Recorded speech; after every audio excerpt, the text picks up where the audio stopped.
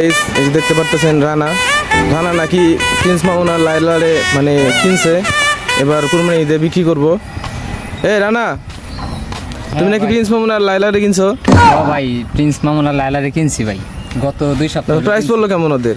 Price অনেক ভাই, দুইটা মিলা তাতে কি লাভের কোনো আশা করা যায় এদের বিক্রি করে? 25 লাখ টাকাতে কিনছি ভাই। 25 লাখ? 18 লাখ টাকা দাম করতেছে ভাই আমার মাথায়। ওরকম বস্তি 25 লাখ? কিসের জন্য আপনি এগুলো কিনছেন ভাই? শখ করে কিনছিলাম। শখ করে কিনছিলাম ভাই, শখের বুঝছেন? জিনিস 80 টাকা তোলা নাকি 82 টাকা তোলা? হ্যাঁ ভাই, আপনি ভালো করছেন বিষয়টা। তো ওদেরকেও চেহারা একটু দেখান। আসেন।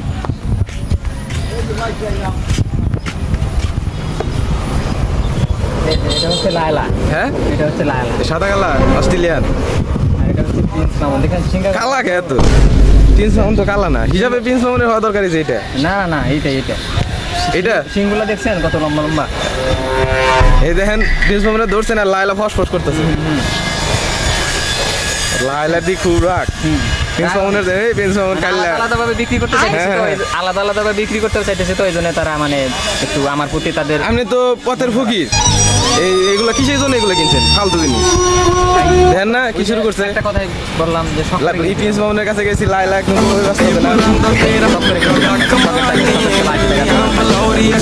আমরা দোয়া রইলো, ভালো থাকবেন।